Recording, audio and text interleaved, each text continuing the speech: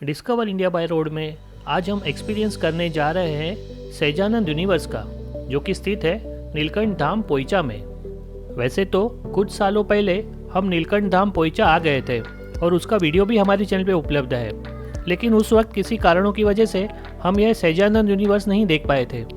और जैसे कि पिछले वीडियो में आपको पता ही होगा कि हम लोग यहाँ पे कुबेर भंडारी टेम्पल आए थे, तो कुबेर भंडारी के सामने की तरफ ही यहाँ पे ये पोइचा का मंदिर है, जैसे कि मैंने आपको हमारे पिछले वीडियो में बताया था। तो अभी हम यहाँ से बोट में बैठकर जा रहे हैं नर्मदा नदी के सामने के तट पर। यहाँ पर ये जो बोट है इसका किराया आने जाने का मिलाकर 40 रुपया होता है, और जो पैसे हैं वो आपको वापस आने के समय ही देने होते हैं। यहाँ पर इन बोट वालों का नंबर आपको ले लेना होता है, और जब भी आप वापस आ रहे हो तो इनको आप फ़ोन करोगे तो आपको लेने आ जाते हैं। और ये बोट वाले करीबन शाम को 7 बजे तक अवेलेबल रहते हैं। उसके बाद अगर आप लेट करोगे तो ये 20 रुपया एक्स्ट्रा चार्ज करते हैं, तो इस बात का आप ध्यान रखिएगा।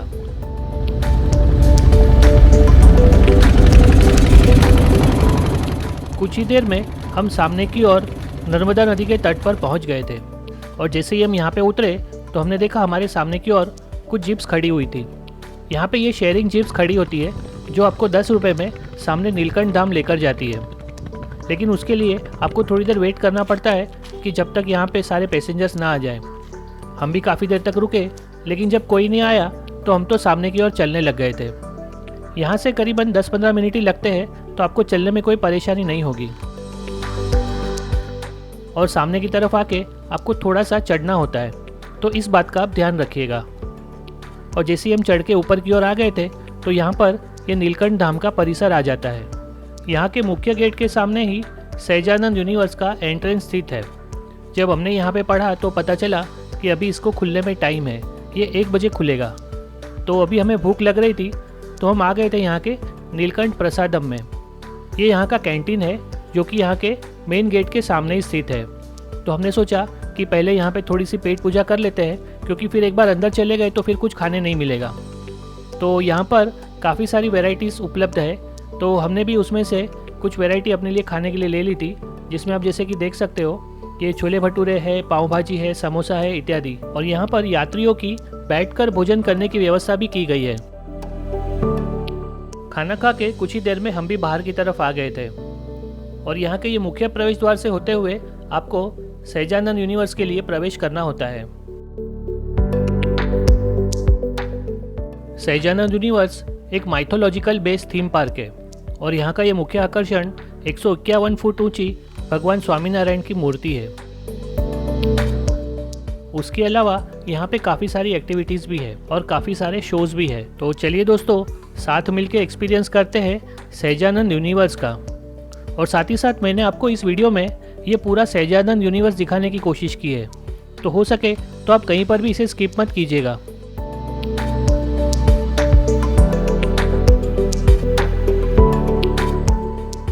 तो लीजिए, हम आ गए यहाँ के मुख्य एंट्रेंस पर। यहाँ पर सारी जानकारी दी हुई है, जैसे कि इसका समय जो 1 बजे से लेकर शाम को 6:30 बजे तक का है। और यहाँ पे जो टिकट का शुल्क है वो बड़ों के लिए 160 रुपये और बच्चों के लिए 90 रुपये का है। और अगर बोटिंग करनी है तो उसका आपको 50 रुपया अलग से देना होगा। और जैसे ही आप अंदर प्रवेश करते हो तो सबसे पहले यहाँ पे राइट साइड में एक वॉशरूम आ जाते हैं। वैसे आपको चिंता करने की ज़रूरत नहीं है, क्योंकि अंदर कई जगहों पर वॉशरूम एवं पीने के पानी की सुविधा उपलब्ध है। यहाँ से कुछ आगे बढ़ते ही आपको सामने की तरफ एक इस तरह से छोटा सा प्लेन का मॉडल नज़र आ जाएगा। तो यहाँ पर फोटोग्राफी के लिए ऐसे कई सारे पॉइंट्स बने हुए हैं, जहाँ पर आप फ़ोटो निकाल के थक जाओगे। और वहीं से कुछ आगे बढ़ने पर यहाँ का ये टिकट काउंटर आ जाता है, तो हमने भी यहाँ से अपने लिए टिकट खरीद लिया था। टिकट लेकर जैसे ही आप आगे बढ़ोगे तो यहाँ पे ये वेटिंग हॉल आ जाता है, और साथ ही साथ यहाँ पर सहजानंद यूनिवर्स में क्या क्या देखने लायक जगह है उनका लिस्ट भी दिया हुआ है। अभी तो छुट्टी का समय नहीं था, वरना यहाँ पे काफ़ी भीड़ हो जाती है। और यदि आपके पास में कुछ सामान हो तो आप यहाँ पे एक लॉक रूम में भी रख सकते हो। तो ये रहा हमारा टिकट, और चलिए प्रवेश करते हैं सहजानंद यूनिवर्स में। यहाँ पे आपको पान, तंबाकू, मावा, गुटखा लेके जाने की परमिशन नहीं है, तो आप उस बात का ध्यान रखिएगा। और वहीं हम आ गए अभी यहाँ पे अंदर की ओर, और जैसे ही हम अंदर आते हैं तो सामने की तरफ ये गरुड़ द्वार आ जाता है। ये यहाँ का मुख्य प्रवेश द्वार है, जिससे होते हुए आप सहजानंद यूनिवर्स में एंट्री करते हो। वहाँ से होते हुए जैसे ही हम भीतर की ओर प्रवेश करते हैं, हमें सामने सर्वप्रथम गणेश जी के दर्शन हो जाते हैं। और साथ ही साथ यहाँ पर बहुत ही खूबसूरत गार्डनिंग एवं लैंडस्केपिंग भी की हुई है। यहाँ पर जगह जगह पर आपको इस तरह से लोग फ़ोटो खींचते हुए नज़र आ जाएंगे, क्योंकि ये जगह है ही इतनी खूबसूरत कि आपको हर जगह पे तस्वीर खींचने का मन करेगा। यहाँ पर हर तरफ इस तरह से कुछ न कुछ कलाकृतिक नमूने एवं भगवान के जीवन के प्रसंगों को दर्शाया गया है। और जैसे जैसे हम वहाँ पे आगे बढ़ रहे थे तो हमें यहाँ पे अलग अलग उद्यान नज़र आ रहे थे। एक बात है दोस्तों, यहाँ पर आपको चलना बहुत है, तो उस बात का आप ध्यान रखिएगा। और जैसे कि आप देख सकते हो, यहाँ पे भगवान श्री कृष्ण के कालिया मर्दन को दर्शाया गया है। और वहीं पे आगे बढ़ने पर ये मगरमच्छ और हाथी वाला सीन है। और वहीं ऊपर की तरफ भगवान शिव राजा भागीरथ के अनुरोध पर गंगा अवतरण करते हुए दिखाई दे रहे हैं। और उसी के सामने की तरफ आपको भगवान श्री कृष्ण अर्जुन के सारथी बने थे, वो वाला दृश्य नज़र आएगा। और उसके पीछे की तरफ भगवान श्री कृष्ण का विश्व स्वरूप दर्शन भी आपको यहाँ पे हो जाता है। तो ये सभी जगहों का आनंद लेकर अभी हम यहाँ पे बढ़ रहे थे इस जंगल की ओर। और यहाँ पे ये गौ माता पानी पीते हुए नज़र आ जाती है।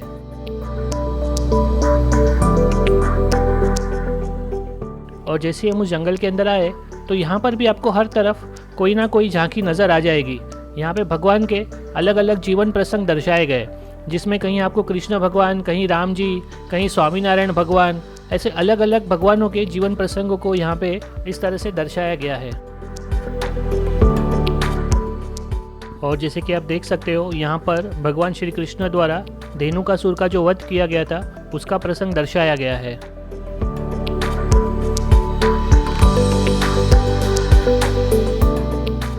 और यहीं आगे की ओर भी अगर आप देखोगे तो आपको रावण ने जो जटायु के पर काटे थे उसका प्रसंग दिखाया गया है। तो ऐसे रामायण और महाभारत के भी विभिन्न प्रसंग आपको यहाँ पर नज़र आ जाएंगे। और वहीं कुछ आगे बढ़ने पर अभय सिंह का दरबार का एक पूरा सेट बना हुआ है, जहाँ पर आपको भगवान स्वामीनारायण के जीवन समय का एक प्रसंग नज़र आ जाता है।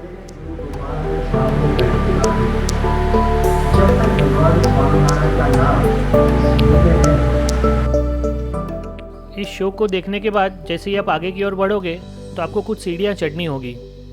और यहाँ पे जैसे कि आप देख सकते हो, नीचे की तरफ से एक पूरा वाटरफॉल पास हो रहा है। तो काफ़ी अच्छा लग रहा था, इस तरह से नीचे से पानी जा रहा था और उसके ऊपर से हम जा रहे थे। और वहीं पर आगे बढ़ने पर ये पूरा कुंभकर्ण वाला जो सीन है, जिसमें उसे उठाए जाने की कोशिश की जा रही है, वो पूरा दर्शाया गया है।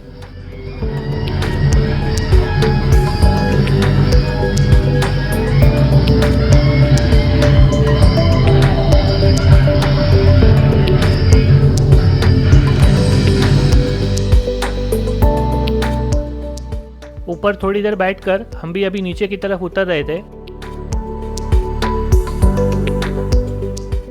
और जैसे ही आप यहाँ नीचे आते हो तो यहाँ पर भी आपको इस तरह से एक व्यू पॉइंट नज़र आता है। और जहाँ से आप अगर आगे बढ़ते हो तो एक ब्रिज है, जिसे होते हुए आपको आगे की तरफ जाना होता है। और जैसे ही हम इस ब्रिज से सामने की तरफ आ गए थे तो यहाँ पर शिवजी की बारात का पूरा सीन खड़ा किया गया है, जिसमें शिवजी नंदी पर बैठकर शादी के लिए जा रहे थे पार्वती देवी से। और नीचे आते ही यहाँ पर ये कि मल्ल युद्ध का सेट है छोटा सा। और आगे भी है टनल ऑफ यमपुरी। तो दोस्तों हमारे साथ बने रहिए टनल ऑफ यमपुरी देखने के लिए।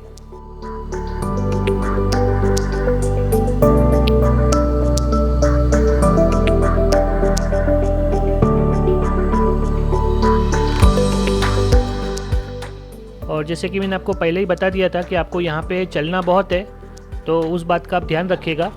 और चलते चलते हम अभी आ गए यहाँ पे टनल ऑफ यमपुरी के द्वार पर। और इस गेट से होते हुए हमें अंदर प्रवेश करना होता है। और जैसे ही आप अंदर प्रवेश करोगे आपके सामने गुप्त अंधेरा होगा और अजीबोगरीब आवाज़ें आपको सुनाई देगी। और जैसे आप आगे बढ़ोगे तो यहाँ पर इस तरह से ये अलग अलग विंडोज़ के अंदर सेट बने हुए हैं, जिसमें नर्क में जो सजाएं मिलती है आपके पाप की, उन्हें दिखाया गया है। हालांकि ये लोग इसे थोड़ा इंटरैक्टिव बना सकते थे, थोड़ी सी इन्फॉर्मेशन और साउंड्स डाल के, लेकिन सिर्फ हॉरर साउंड डाले हुए थे और कुछ भी नहीं थी। कि यहाँ पे किस बात की सज़ा दी जा रही है, अगर वो भी बताते तो अच्छा होता। खैर कोई बात नहीं। तो अभी यहाँ से अभी हम बाहर आ गए थे थोड़ी देर में, और जैसे ही बाहर की तरफ आए तो यहाँ पर प्रभु श्री राम द्वारा राक्षसी ताड़का का जो वध किया था उसका पूरा सीन क्रिएट किया गया है। टनल ऑफ यमपुरी से जैसे ही आप बाहर की ओर आते हो तो आपको एक ऑडिटोरियम का बोर्ड नज़र आ जाता है। यहाँ पर यात्रियों को एक शो दिखाया जाता है जिसका नाम है चेंज ऑफ लाइफ। हम जब अंदर आए तो ये पूरा थिएटर खाली था, कोई भी दर्शक यहाँ पे बैठा हुआ नहीं था। तो लेकिन हम भी थोड़ी देर बैठ गए ताकि शो चालू हो।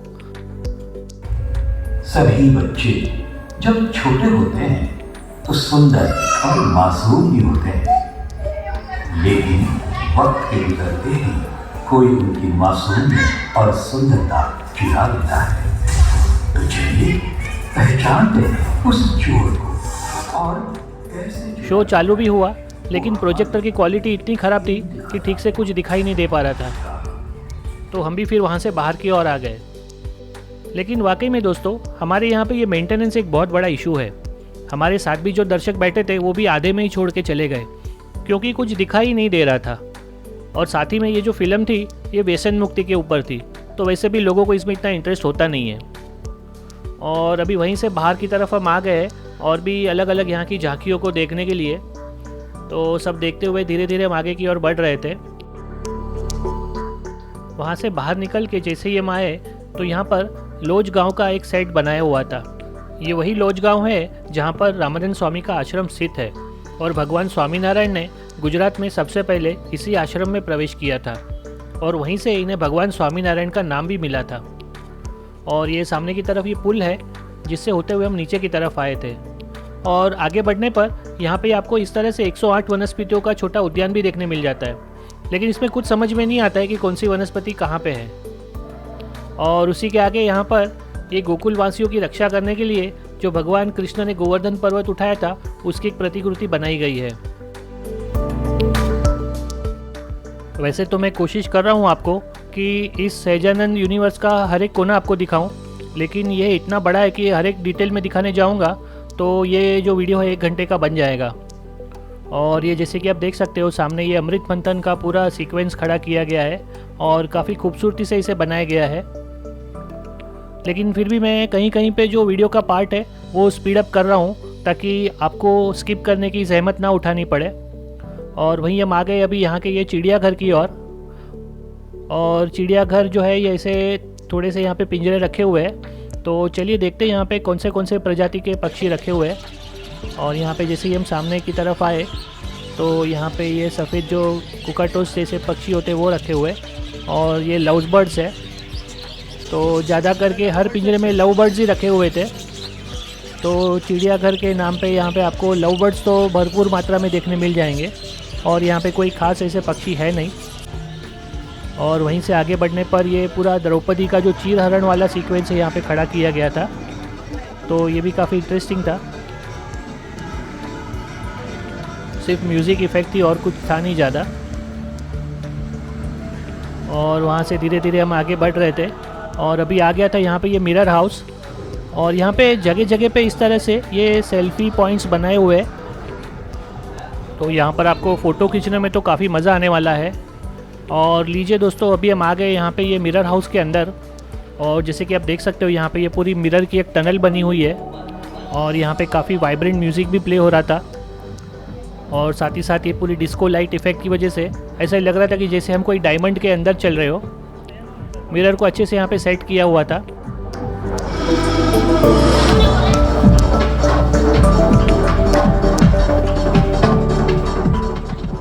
और वहीं से कुछ आगे बढ़ने पर ये इस तरह के ये फ़नी मिरर्स लगे हुए थे, जो बचपन के समय जब हम मेले में जाते थे तो वहाँ पर लगे हुए रहते थे। तो काफ़ी मज़ा आ रहा था यहाँ पे, अपने बचपन की यादें ताज़ा हो गई थी, जिसमें कभी हम लंबे, कभी छोटे, कभी मोटे, कभी नाटे अलग अलग नज़र आ रहे थे। तो हमने भी यहाँ पे काफ़ी सारा एंजॉय किया।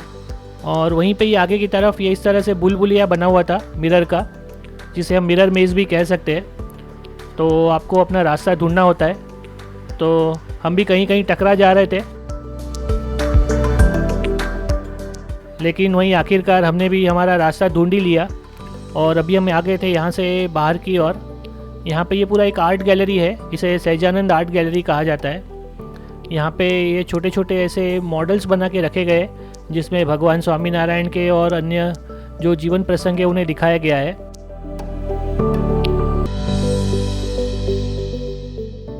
तो ये भी एक बहुत बड़ी गैलरी है, आप भी यहाँ पे पूरा चल चल के मतलब थक जाओगे। तो अभी हम आ गए थे यहाँ से ये बाहर की ओर भी आते ही आपको यहाँ पे विभिन्न धर्मों के जो धर्मगुरु होते हैं उनके बारे में जानकारी दी गई है। और वहीं कुछ आगे बढ़ने पर हमारी नज़र पड़ी इस विशाल स्वामीनारायण भगवान की मूर्ति पर। जी हाँ दोस्तों, ये है 151 फीट ऊंची भगवान स्वामीनारायण की मूर्ति। और तभी हमारी नज़र पड़ी हॉरर हाउस और एक्वेरियम के बोर्ड पर जो आगे की तरफ इशारा कर रहे थे।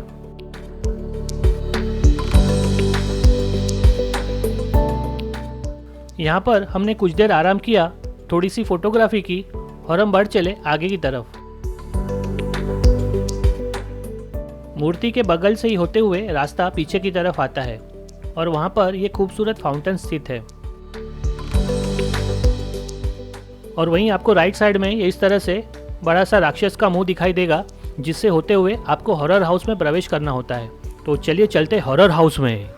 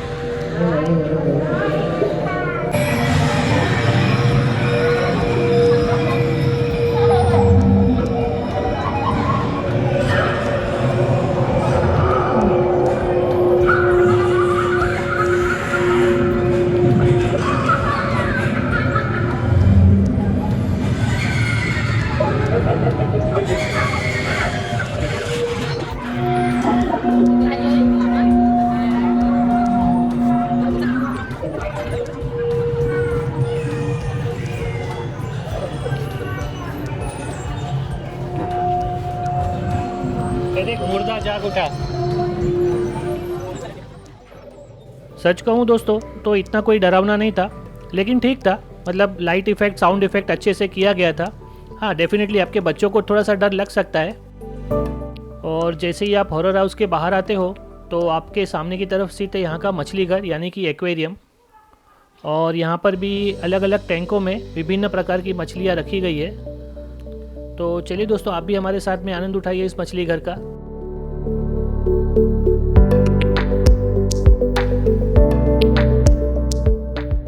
इस एक्वेरियम के बीचों बीच इस तरह से एक पॉन्ड भी बनाया गया है जिसमें कोई मछलियों को रखा गया है। यहाँ पर ये एक्वेरियम देख के हमें अहमदाबाद की साइंस सिटी की एक्वेटिक गैलरी की याद आ गई थी। उसमें भी हमने काफ़ी सारी वैरायटी की फिशेस देखी थी। तो मुझे उम्मीद है दोस्तों आपने हमारा साइंस सिटी का वीडियो भी ज़रूर देखा होगा, और यदि नहीं देखा हो तो उसकी लिंक मैं आपको नीचे डिस्क्रिप्शन में या ऊपर आई बटन में दे दूंगा, तो आप उसे ज़रूर से चेकआउट कीजिएगा।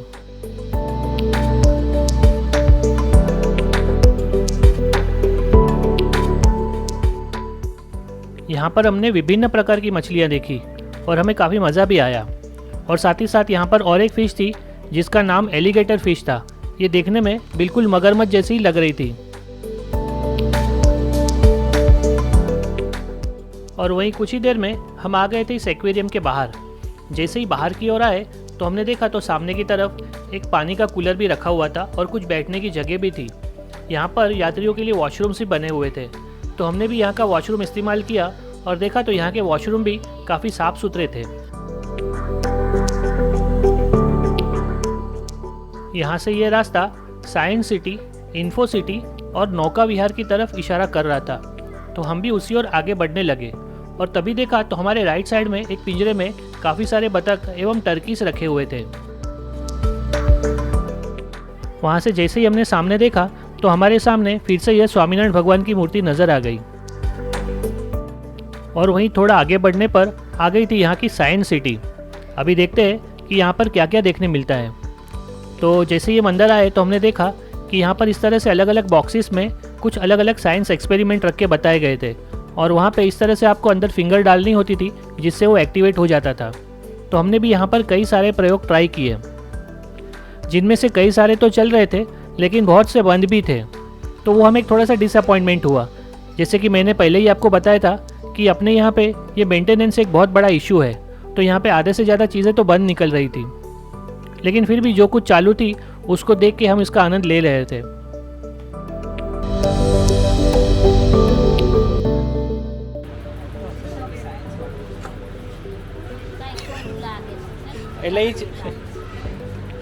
झटको लागो ना।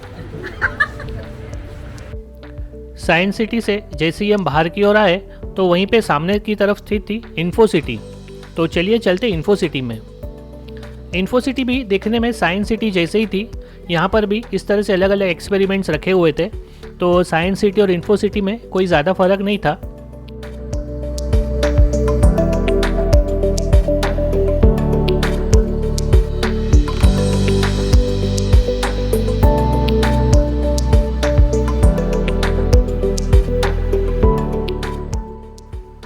साथ ही साथ यहाँ पर इसरो के सतीश धवन स्पेस सेंटर जैसा एक लॉन्च पैड भी बनाया गया था, जहाँ पे GSLV को रखा गया था।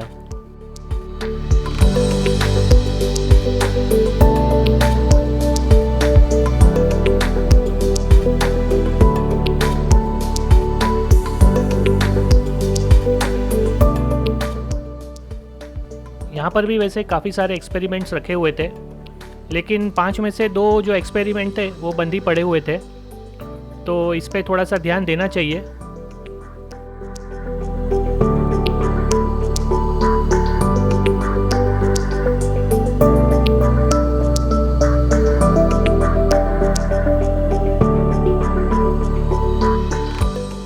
तो अब समय हो चला था इन्फो सिटी से बाहर आने का, और जैसे ही बाहर आए तो यहाँ पर भी थोड़े सेल्फी बूथ बने हुए थे, और साथ ही साथ नौका विहार और एंजॉय वर्ल्ड का भी बोर्ड मारा हुआ था।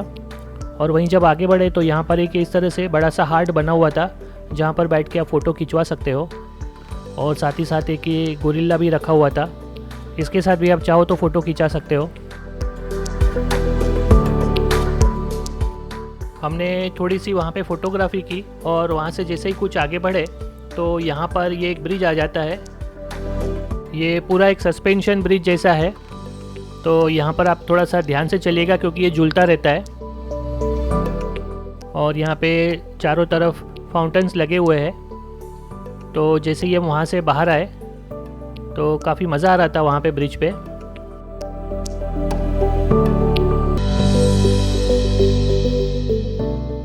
ब्रिज से नीचे उतरते ही आपके लेफ़्ट साइड में आपको ये एक बड़ी सी फ्लावर क्लॉक नज़र आ जाती है। और जैसे ही हम वहाँ से आगे बढ़े तो हमने देखा तो यहाँ पर एक टिकट काउंटर था, जहाँ पर आपको नौका विहार के लिए टिकट उपलब्ध होता है। और लेफ़्ट साइड में यहाँ पर और एक ये बच्चों का उद्यान था, तो उद्यान हम बाद में जाएंगे। तो पहले हमने यहाँ से ये नौका विहार का टिकट ले लिया है। यहाँ पे जो टिकट है इसका 50 रुपीज़ पर पर्सन कॉस्ट है। और ये जो नौका विहार है इसका जो प्रदर्शन है उसका नाम भगवत प्रकृति दर्शन है।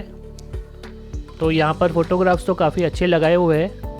तो चलिए दोस्तों अंदर चल के देखते हैं कि यहाँ पे क्या देखने मिलता है।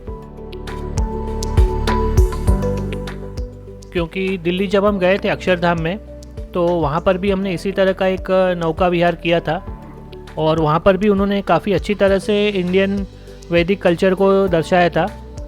तो लीजिए दोस्तों हम आ गए यहाँ पर अभी बोट पर।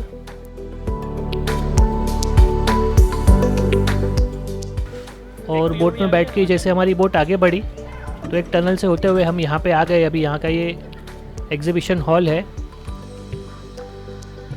यहाँ पर आपको बोट चलानी नहीं होती है, यहाँ पे नीचे फ्लोइंग वाटर होता है, तो ये बोट जो है अपने आप आगे धीरे धीरे बढ़ते रहती है। लेकिन मुझे ताज्जुब हुआ कि यहाँ पर ये जो मतलब जो हम लोग पास हो रहे थे तो यहाँ पे कुछ साउंड नहीं था, म्यूज़िक नहीं था, कुछ नहीं था, बिल्कुल ब्लैंक था। और बस ये एलईडी लाइट्स चालू बंद हो रही थी। मतलब यहाँ पे ये लोग क्या बताना चाह रहे थे उसके बारे में यहाँ पे ना तो कोई ऑडियो विजुअल था ना कुछ, तो बिल्कुल मतलब मुझे थोड़ा अजीब लगा ये। खैर फिर भी हम तो थोड़ी सी फ़ोटोग्राफी कर रहे थे और आगे बढ़ रहे थे क्योंकि अभी अंदर आ गए तो और क्या कर सकते हैं। फिर भी मैं कोशिश कर रहा हूँ समझने की कि यहाँ पे ये लोग क्या बताने की कोशिश कर रहे हैं, और अगर मुझे समझ में आता है तो मैं आपको भी बताऊँगा। लेकिन फ़िलहाल तो अभी तक कुछ समझ में नहीं आ रहा है। और वहीं आगे बढ़ने पर और एक टनल आ गई और उसके अंदर ये ऐसी और एक अजीब सी एलईडी लाइट जल रही थी। तो पहले तो हमें लगा कि ख़त्म हो गया है, लेकिन अभी यहाँ पर ये वापस से हम दूसरे सेक्शन में आ गए हैं और यहाँ पर भी वो एक अजीब सा म्यूज़िक बज रहा है जिसका इस थीम के साथ में कुछ लेना देना नहीं है। तो थोड़ी देर में तो लिटरली हम लोग बोर होने लग गए थे। कुछ तो भी मतलब अनमैच चीज़ें हो रही थी, जैसे कुछ समझ में ही नहीं आ रहा था कि ये लोग यहाँ पे कहना क्या चाह रहे हैं। ऐसे लग रहा था जैसे पार्क बनाने के समय जो कुछ स्टैचू बच गए थे उसी को यहाँ पे लगा के ये बना दिया है। ये एक डायनासोर ऐसे ऐसे मुंडी हिला रहा था और उसके साथ में कोई साउंड इफ़ेक्ट भी नहीं था, तो ये भी काफ़ी अजीब सा लग रहा था। और वहीं धीरे धीरे हम इससे आगे बढ़ रहे थे और सोच रहे थे कि हम लोग आखिर यहाँ आए क्यों। लेकिन खैर कोई बात नहीं, आप देख लीजिए और आप खुद डिसाइड कीजिएगा कि आपको यहाँ पे आना चाहिए या नहीं। और साथ ही साथ हमने देखा तो यहाँ पे स्वामीनारायण भगवान के साथ में रोमन सोल्जर्स को भी खड़ा कर दिया था। मतलब कुछ भी मतलब। और लिटरली यहाँ पे ना ये बास आ रही थी। आप जैसे देख रहे हो नीचे की तरफ जो सब फंगस लग गई है, क्योंकि यहाँ पर ये पानी और उसकी वजह से काफ़ी उमस हो गई थी। तो लिटरली दोस्तों ये हमारा टोटल वेस्ट ऑफ टाइम और वेस्ट ऑफ मनी था। मुझे तो पर्सनली ये सबसे बकवास चीज़ लगी इस पूरे सहजानंद यूनिवर्स की। अगर मुझे इन लोग मतलब फ्री में भी ये राइड करवाते ना तो भी मैं नहीं करता। तो 50 रुपया तो इसके लिए बहुत ही ज़्यादा है। तो आखिरकार हम लोग यहाँ से बाहर आ गए थे और जैसे ही बाहर की तरफ आए तो यहाँ पर ये और एक 3 एलिमेंट शो होता है। तो अभी चलते हैं वहाँ पे। लेकिन देखा तो यहाँ पे एक बोर्ड मारा हुआ था कि टेक्निकल फॉल्ट की वजह से ये बंद है, तो ये भी हम नहीं देख पाए। और अभी हम आ गए थे यहाँ से एंजॉय पार्क में। और एंजॉय पार्क में ये जो है ये पूरा किड्स एक्टिविटी के लिए है। यहाँ पे सारे प्ले इक्विपमेंट्स रखे हुए बच्चों के लिए, और बच्चों के लिए नहीं साथ साथ बड़ों के लिए भी है। और यहाँ पे एक बड़ी सी ऐसी चेन रखी हुई है। ये शायद ये जो शिप में जो एंकर उठाने के लिए जो चेन होती है वो चेन थी, काफ़ी भारी चेन थी। मैंने थोड़ी सी उठाने की कोशिश की लेकिन उठा नहीं पाया। और वहीं पर ये बड़ा सा फैमिली झूला भी था, तो उसमें हम बैठ गए। मेरी वाइफ को झूला बहुत पसंद है, तो ये काफ़ी बड़ा सा झूला था, तो हमको साथ में फैमिली राइड करके मज़ा आ रहा था। तो एंजॉय पार्क में हम लोग भी एंजॉय कर रहे थे और उम्मीद है दोस्तों आप भी हमारे साथ में एंजॉय कर रहे होंगे।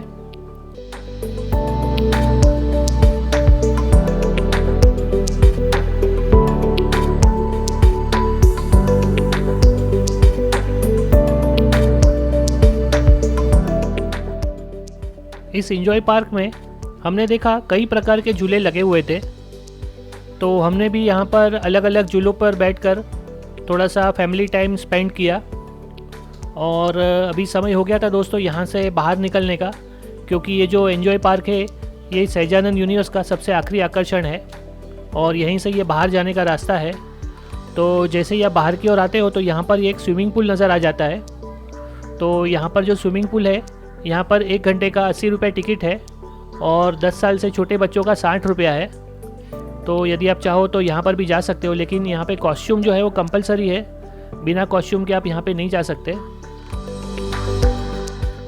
और यदि आप चाहो तो अपना खुद का कॉस्ट्यूम भी कैरी कर सकते हो, वरना आपको यहाँ पर भाड़े पे तो मिल ही जाएगा।